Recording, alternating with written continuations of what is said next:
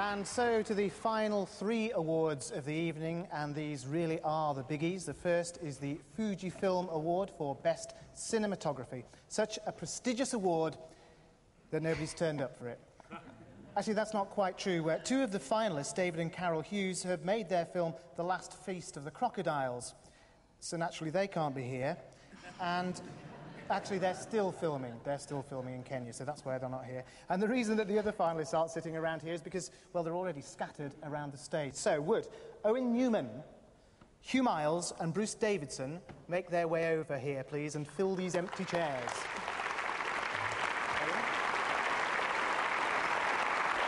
Hugh? I think that's right. Is that right, Michaela? Well done. Now, for no apparent reason other than the fact that the producer probably fancied a trip abroad, we went to Africa to join Owen Newman, who's become a bit of a specialist at nighttime photography. I first went to Africa to film for A Natural World. And once there, I was quite bitten by African animals and landscapes and the grandeur and the magnificence of it all.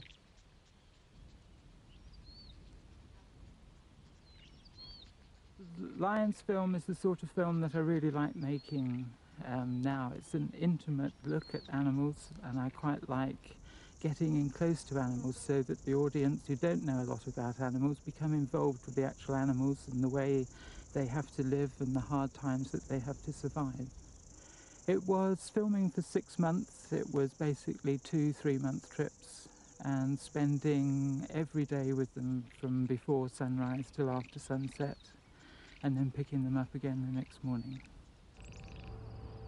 I think we did lions because it's a particular challenge. Lots of films have been made about lions, and we thought we could do something a bit different.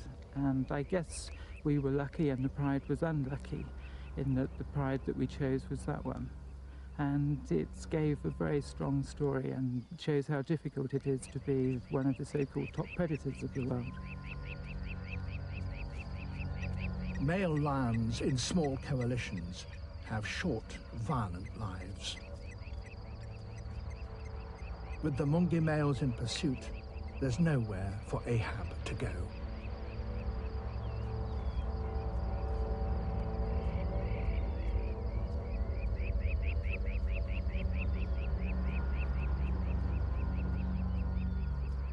Owen's, one of the best photographers working in, well, I was going to say in Africa, but working anywhere right now, because he's done films outside of Africa. But he's just, total professional. Beautiful eye for a shot. Spectacular visuals, and it was a wonderful story, and certainly one of the best films I've seen in a long time. There's a lot of work, a lot of effort, and a lot of feeling goes into his movies. Excellent. Night of the Leopard was a film we made to show the atmosphere of night. We used an incredibly sensitive video camera, which meant we could use very low levels of white light, so low that in the areas that the animals were that we were filming, the light was only just brighter than moonlight, and the camera could give us a full colour picture.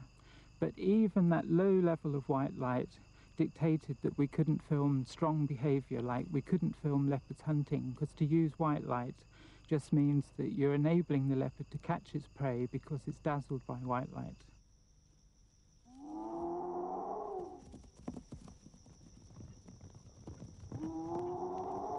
Once more, her hunt has gone wrong, and worse, she could now become a victim.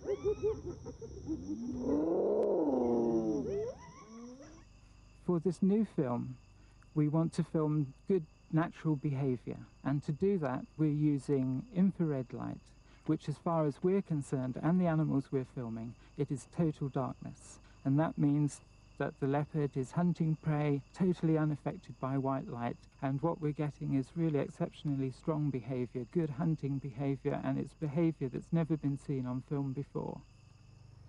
She's moving again. If I had a message for Owen, well, he made one very nice film in the Arctic, but it was so good, and I do a lot of work up there that, I hope it's his last one. He should stay in Africa and, keep out of my patch.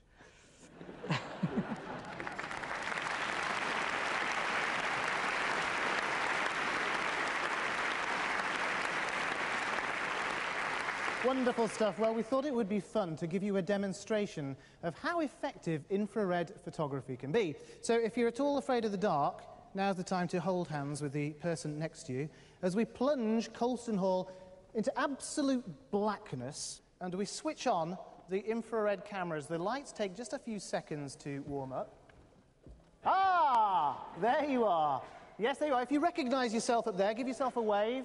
Section of the audience in the front here, give yourself a big wave. There we are, the greeting ritual of the lesser spotted delegate.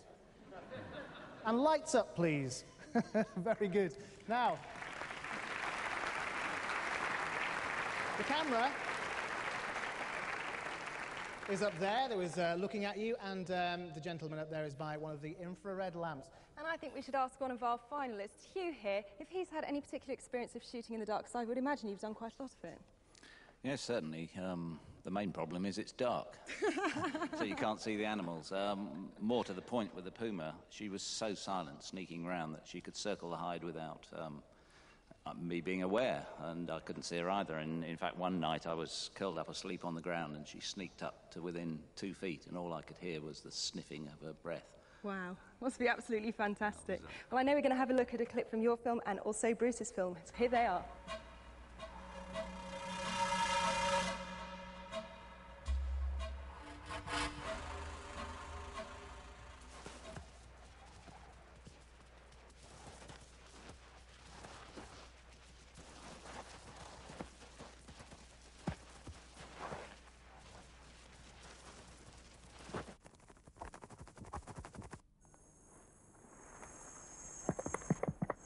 Although the adult group members will take this opportunity to rest, Ndungutse is keenly aware of all that's happening and will intervene if play becomes too boisterous.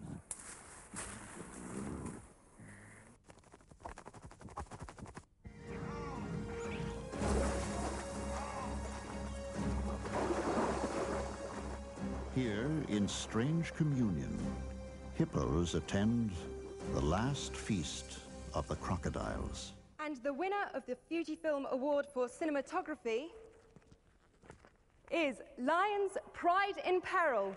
To collect the award, cameraman Owen Newman. Surprisingly, this is the first major award that Owen has won for one of his own programmes. So certainly this panda is richly deserved.